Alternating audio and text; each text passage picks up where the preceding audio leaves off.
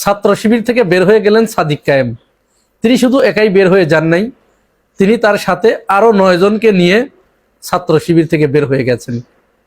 এই বিষয়টি ডিটেলস আলোচনা করব। তার আগে আসুন আমরা ছোট্ট একটা ভিডিও ক্লিপ দেখি।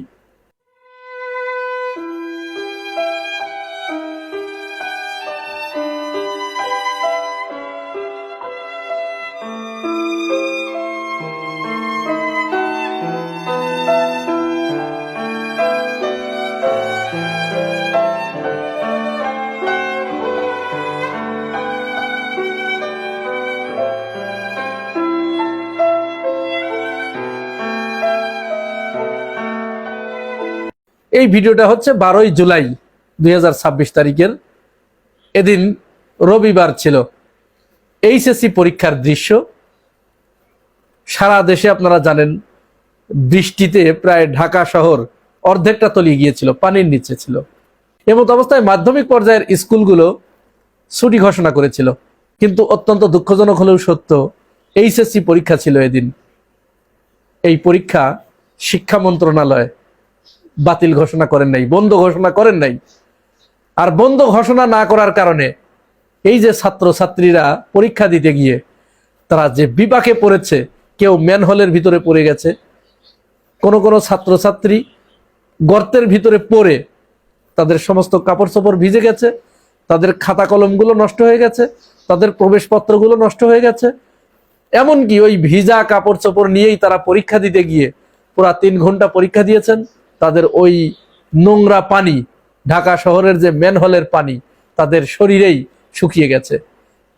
এইটার তাৎক্ষণিকভাবে হয়তো কোনো ক্রিয়া প্রতিক্রিয়া জানা যায় নাই, কিন্তু এই যে নোংরা পানি তাদের শরীরের সাথে শুকিয়ে গেছে, এতে অনেকের প্রচন্ড রকমের চর্মরোগে আক্রান্ত হওয়ার সম্ভাবনা রয়েছে। শিক্ষা মন্ত্রণালয় এবং জনপ্রশাসন কেন এই কাজ করলো? এদিন যদি পরীক্ষা বন্ধ ঘোষণা করা হতো এরকম একটা দুর্যোগকালীন সময়ে, কি এমন ক্ষতি হয়ে যেত? শিক্ষা মন্ত্রণালয় এবং জনপ্রশাসন এরা কি তাহলে তাদের নিজেদের হুকুমত এবং তাদের নিজেদের যে গুয়ারতুমি জিদ, এইটা বজায় রাখার জন্য এই কাজ করেছে? যে তাদের হ্যাডম দেখানোর জন্য ছাত্রীদের পরীক্ষার্থীদের হ্যাডম দেখিয়ে দিলেন যে দেখো আমরা কি পারি, আমরা চাইলেই তোমাদের নাকে কানে বড়শি বাঁধিয়ে তোমাদেরকে ঘুরিয়ে নিতে পারি। কিন্তু মাননীয় শিক্ষামন্ত্রী, আপনাকে বলতে চাই, আপনি কিছুদিন আগে একটা স্কুল পরিদর্শনে গিয়ে ছোট ছোট বাচ্চাদের বলেছেন না যে তোমরা জাইমা রহমানের সাথে রাজনীতি করবে?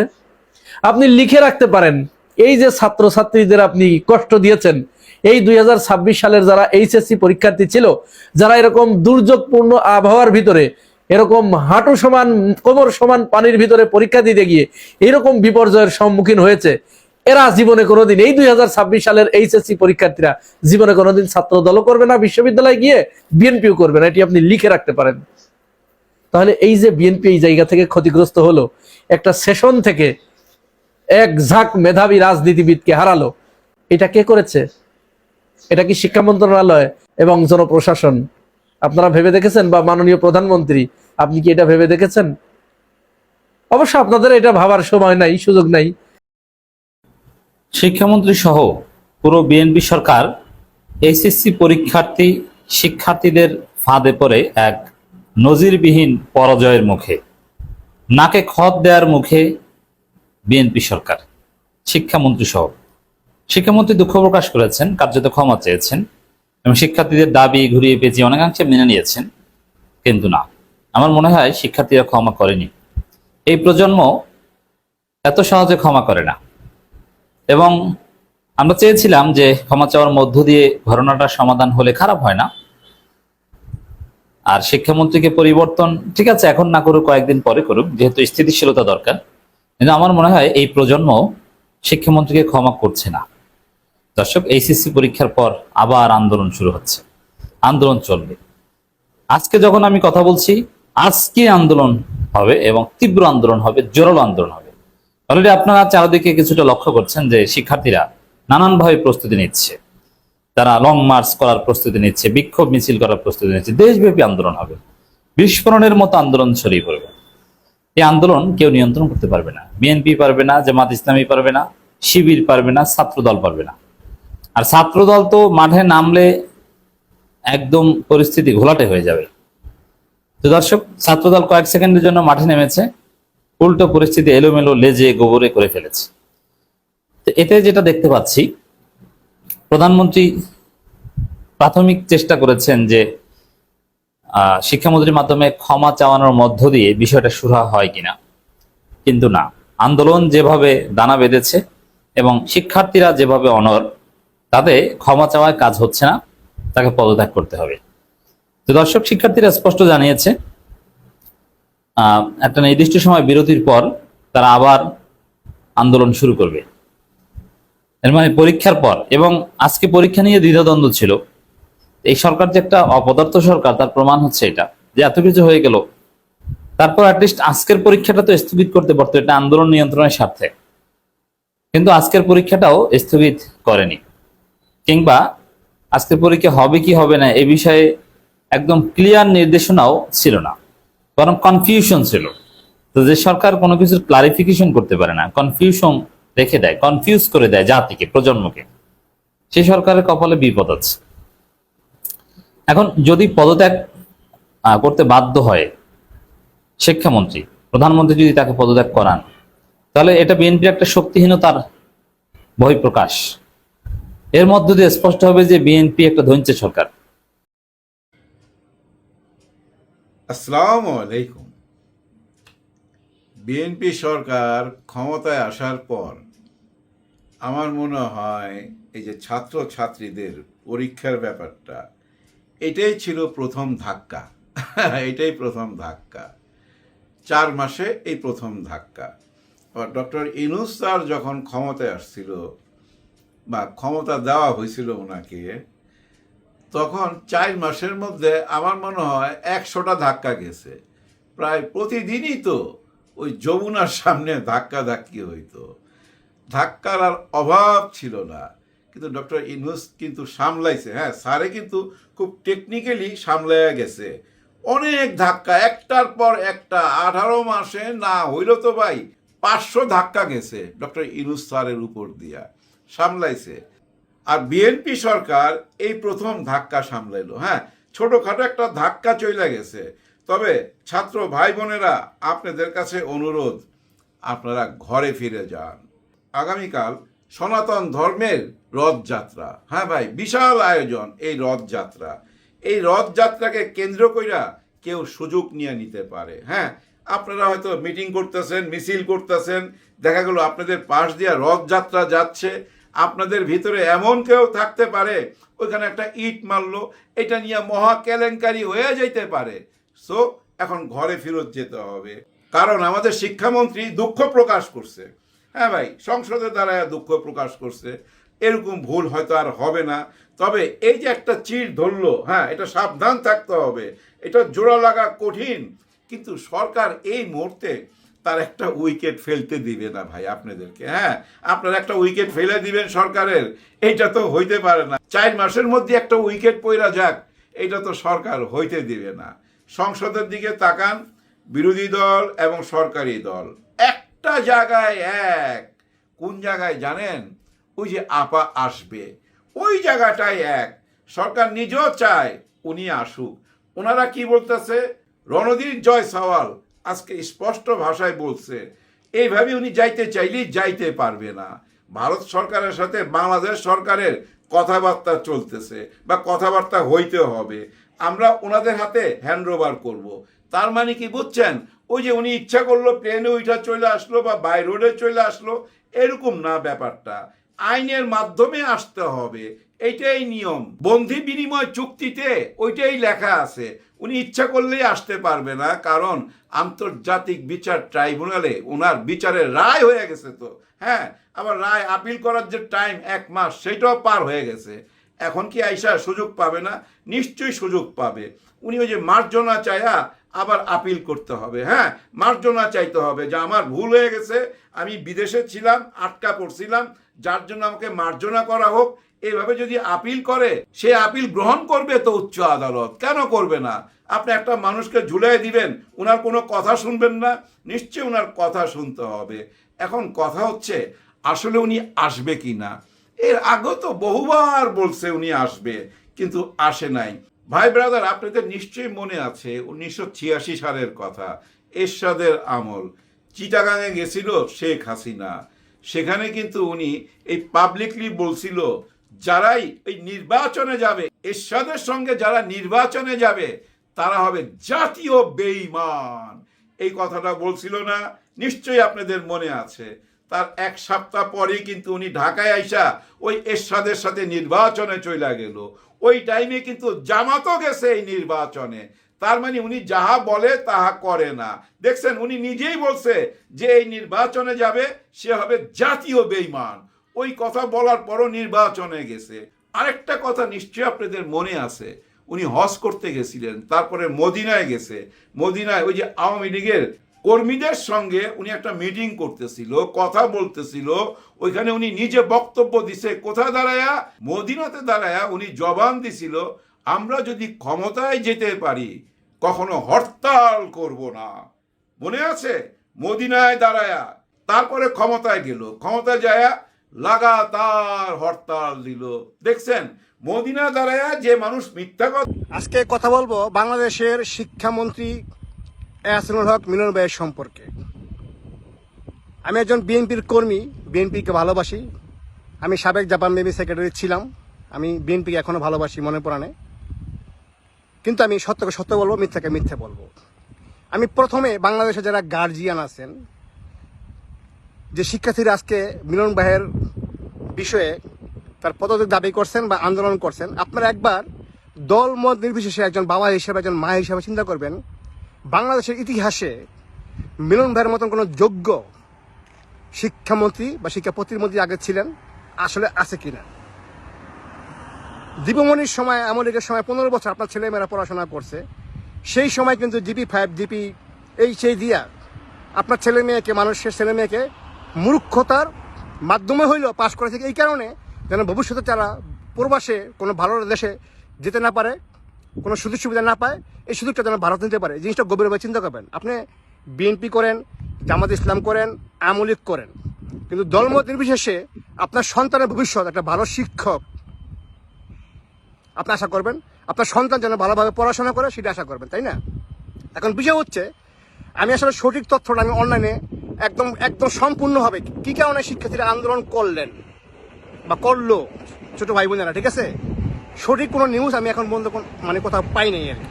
আমি যেটা পাচ্ছি সেটা আগ্রুম বাগ্রুম, মানে যে যেভাবে বলছে, বক্তব্য দিতেছে, হ্যাঁ, ভিউ পাওয়ার জন্য কথা বলতেছে, ভিডিও ফুটেজ আপলোড করতেছে।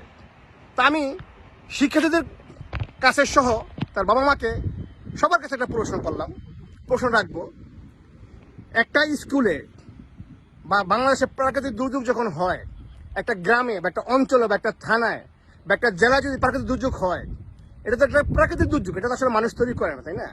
তা একটা জেলার প্রাকৃতিক দুর্যোগের কারণে সমস্ত বাংলাদেশের শিক্ষার্থীদের ভবিষ্যৎ কেন নষ্ট হবে, কেন পরীক্ষা বন্ধ হবে? এটা হচ্ছে এক নম্বর প্রশ্ন, আপনাদের বুঝতে হবে। আর শিক্ষামন্ত্রীকেও বলবো, বা আমাদের বর্তমান সরকার তারেক রহমানকেও বলবো, ভাই তারেক রহমানকেও বলবো, এবং জনগণকেও বলবো, একটা জিনিস বুঝতে হবে, তারেক রহমান কিন্তু মাত্র 4-5 মাস হয়তো ক্ষমতায় আসছে। তো এই সিস্টেমটা আজকে যে শিক্ষকদের যে পড়াশোনার সিস্টেম, শিক্ষার্থীদের যে সিলেবাসের সিস্টেম, এটা কিন্তু 4-5 মাসে একটা 15 বছরের সিলেবাস পরিবর্তন করা যায় না। সেই ক্ষেত্রে বর্তমান সরকারের যারা যেই পজিশনে আছেন, রাষ্ট্রীয় পরিচালনায় আছেন, আপনাদের কিন্তু উচিত আছে যে পরিবেশ বুঝে, প্রেক্ষাপট বুঝে, হ্যাঁ, কখন পরীক্ষা দিলে ভালো হয়, এটা আসলে আপনাদের জানার, শোনার, বোঝার ব্যাপার আছে, 1 নম্বর। 2 নম্বর হচ্ছে, তারেক রহমান আলাদিনের চেরেক নিয়ে হাতে বসেন নাই যে 4 মাসের মধ্যে উনি বাংলাদেশের সিস্টেম সব চেঞ্জ করে ফেলাইবেন। এক জায়গায় একটা প্রাকৃতিক দুর্যোগ হলে সেই স্কুলের জন্য বাংলাদেশের লক্ষ লক্ষ বাবা মার সন্তানের ভবিষ্যৎ 1 বছর পিছিয়ে যাবে, সেটা কেন করবেন?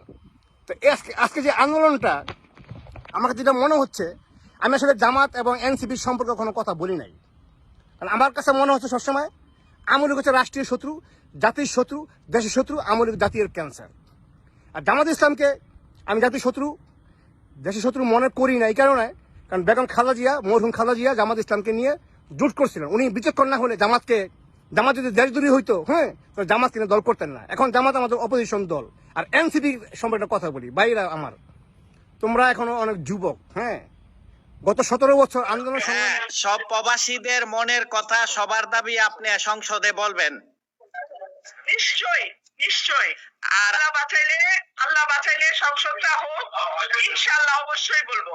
আর আপনি শুধু আমাদের সরাইল আশুগঞ্জের এমপি না, আপনি সারা বাংলাদেশের যে বর্তমানে যারা আপনারা সাপোর্ট করছে সবার এমপি কিন্তু ইনশাআল্লাহ। একদম একদম একদম।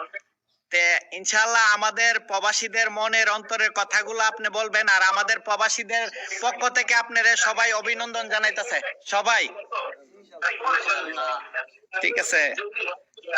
বিভিন্ন দেশে অবস্থিত বাংলাদেশ মিশনে পাসপোর্ট নবায়নের ক্ষেত্রে অনেক প্রবাসী দীর্ঘসূত্রিতা, প্রশাসনিক জটিলতা, অতিরিক্ত সময় ক্ষেপণ, দালাল চক্রের দৌরাত্ম্য, অপ্রয়োজনীয় কাগজপত্র দাবি, তথ্যের অসামঞ্জস্য এবং বিভিন্ন ধরনের হয়রানির অভিযোগ করে আসছে। অনেক ক্ষেত্রে নির্ধারিত সময় পাসপোর্ট না পাওয়ায় তার চাকরি, ভিসা, নবায়ন, আবাসিক অনুমতি, অন্যান্য আইনি জটিলতারও সম্মুখীন হতে হচ্ছে। এছাড়াও বিদেশে কোনো প্রবাসীর মৃত্যু হলে বিনা খরচে বা সরকারি খরচে তার মরদেহ নিজ পরিবারের কাছে হস্তান্তর করার ব্যবস্থা করতে হবে। বিমানবন্দরে হয়রানি বন্ধ, লাগেজ চুরি, ভিসা ও মেডিকেল ফি, মেডিকেল সেন্টার দুর্নীতি ও অতিরিক্ত ফি আদায় বন্ধ করা সহ সকল ব্যবস্থা আরো সহজীকরণের জন্য আমি মন্ত্রী মহোদয়ের দৃষ্টি আকর্ষণ করছি। অসংখ্য ধন্যবাদ প্রিয় আমার কলিজার বোন, অর্থাৎ আমাদের সরাইল আশুগঞ্জের এমপি রুমিন ফারহানা আপাকে। অর্থাৎ একটু দেরি হইলেও বর্তমানে প্রবাসীদের মনের অন্তরের কথাগুলা বর্তমানে বলছে। যেমন নির্বাচনে পাশ হওয়ার পরে বলছিল তোমরা প্রবাসীর কথাগুলা আমি সংসদে বলবো, কিন্তু সুযোগ সুবিধা না পাওয়ার কারণে গতকালকে বর্তমানে মন হইলা প্রবাসীদের প্রত্যেকটা কথা অবশ্যই সংসদে প্রকাশ করছে। অসংখ্য ধন্যবাদ প্রিয় বোন, অর্থাৎ আপনার জন্য দোয়া এবং ভালোবাসা রইল। বরিশাল থেকে 5 বছর হয়েছে কমলাপুরে আসছে একটা নেশাখোরের প্রেমে পড়ে, কিন্তু নেশাখোরকে ভালোবেসে বিয়ে করেছেন, তার এই মেয়েটা জীবনটা শেষ। আপনি দেখতে পাচ্ছেন অজরে কান্না করতেছে। আজকে 5 বছর ধরে কমলাপুরে পড়ে আছে, কিন্তু এই মেয়েটার বাবা মা সবই আছে। দেখতে পাচ্ছেন মেয়েটার কি অবস্থা। আচ্ছা বোন, তো বাড়িতে বরিশাল না? জি। তুমি এখানে বসে কান্না করতেছো কেন এখন? আমার অনেক খারাপ লাগে এইসব কথা শুনলে। আমার বাপ মার কথা শুনলে আমার খারাপ লাগে। আমি আমার বাপ মার বুক ছেড়ে ঘুমাইতে পারতাম না, এখন রেল স্টেশনে ঘুমাই। কখনো কি তুমি ভাবছো তুমি এখানে এসে ঘুমাবা? না, কখনো ভাবি নেই। বাবা মা থাকার পরও তুমি আজকে রাস্তায়? জি। তোমার ফ্যামিলি কি এত গরিব যে তোমাকে রাস্তায় ঘুমাইতে হবে? না। হ্যাঁ, বাপ মা সবাই আছে না? জি, আব্বু আম্মু ভাই বোন সব আছে। তুমি কি কারণে তুমি কমলাপুরে আসছো? রবিন নামে একটা ছেলের কারণে আইছি। সেই ছেলে তোমাকে কি বলছিল? ওই আমি ওর লগে কথা কইতাম, পরে আমারে কইছে যে আমরা দুজন পলাই যাম। পরে আমরা পলাইয়া ফরিদপুর গেছি বাঙ্গা। এই ওষুধগুলো আপনি স্টোর থেকে নিয়েছেন? হ্যাঁ, নিয়ে আসছি গতকালের। হ্যাঁ, এই ওষুধগুলো একটু আমাদেরকে দেখাবেন। না, এটা গতকালের ইনজেকশন তো গিভেন হয়ে গেছে, এটা তো দেখাইতে পারবো না। কোথায় কোথায় দিয়েছেন একটু চলেন। আমরা জমা দিয়েছি, এই যে এখানে লেখা আছে দেখেন, এই যে জমা ভাইল আমরা অলরেডি 70টা দিয়ে দিয়েছি। 2 দিনের ছিল, আমরা দিয়ে দিয়েছি। যেটা আপনি গতকালকে লাস্ট তো নিয়েছে, হ্যাঁ, এটা আপনি একটু দেখান। যেগুলো নিয়ে আসছি আমি আপনাকে সেগুলো দেখাইতে পারবো। এটা কবেকার? এটা গতকালকে। আজকেরটা তো আছে, আজকেরটা আমি দেখাইতে পারবো। আচ্ছা, আপনি কাকে দিয়েছেন? এটা একটা রুগী দেখান আমাকে, চলেন। এখানে যে কোনো একটা ইঞ্জেকশন নেন, যে কোনো একটা ইঞ্জেকশন। কোন হচ্ছে ম্যাডাম, আপনি দেখান যে কোন রুগীকে আপনি ওষুধ দিয়েছেন। সরকারি ঔষধ, কোটি কোটি টাকার ঔষধ চুরি হয়ে যাচ্ছে, মানুষ পাচ্ছে না। আপনি দিয়েছেন ভালো কথা, আপনি দেখান। ওই স্টোর বলেছে যে স্টোর আপনাদেরকে দিয়েছে। এখন আপনারা তো ইনচার্জ, আপনাদের মাধ্যমে হয়তো ওষুধটা রুগী পায়। এখন রুগী না পেলে কে কোথায় যাচ্ছে সেটা শুধু দেখাবেন। ক্যামেরা কেন রাখবো আপা? ক্যামেরা ছাড়া কেন কথা বলবেন বলেন? আপনি অন ক্যামেরায় কথা বলেন। আপনি জাস্ট আমাকে 2 মিনিট বুঝাই দিয়ে দেন, একটু সহযোগিতা করেন প্লিজ। আপা, আপনার খাতায় তো দেখাচ্ছে আপনি মাত্র 17টা ইঞ্জেকশন দিয়েছেন, আপনি নিয়েছেন 59টা।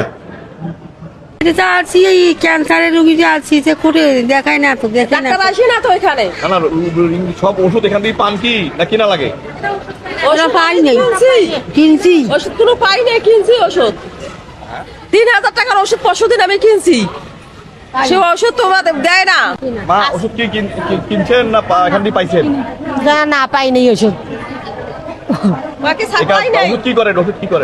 ওষুধ কিনা লাগে। কি বলে? কিনা লাগে ওষুধ আমার কয়েক আপ সাপ্লাই নাই আমাকে লেখি দেয় ওখান থেকে আনেন কোম্পানি থেকে আনেন কোম্পানি থেকে আমি পরশুদিন 3,000 টাকার ওষুধ কিনছি